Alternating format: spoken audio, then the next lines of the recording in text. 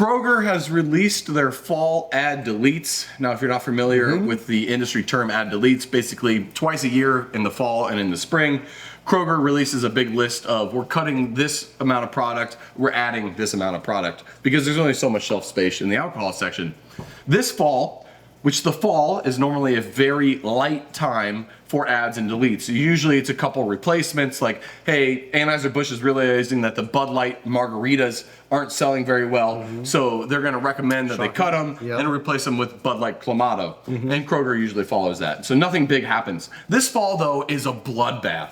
Kroger has cut over 10,000 craft beer spots across their stores.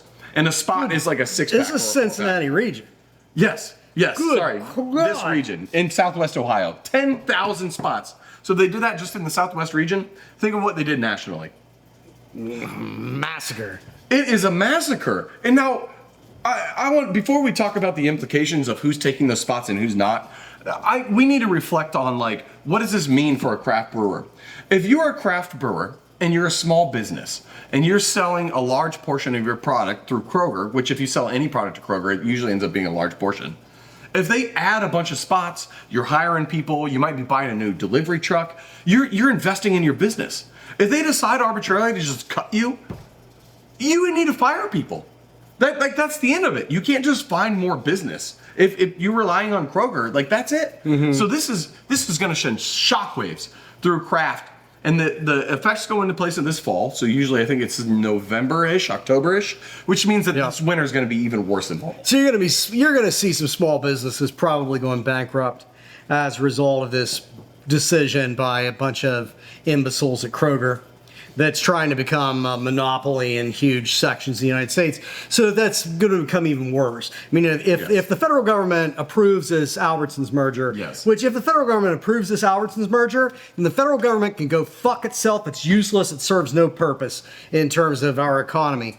But that's only going to make it worse. I mean, there is their ability to crush small businesses as a monopoly in huge sections of the country and as part of an oligopoly grocery store nationwide, it's going to get worse and worse. And I wouldn't even say it's malicious. They're not doing it to crush craft beer. They're just doing it because some guy at Kroger saw percentage growth signs in a different part of the sector. Some imbecile making $500,000 a year, tries to justify why he's so smart. Yeah, and so let's, Mike, can you guess what? 7. That's a good guess. No, so we lost 10,700 spots in the Southwest region of Ohio in Kroger of craft beer. What gained the most spots? So beer is down across the board. I don't think it's seltzers. I would say it's the canned cocktail bullshit.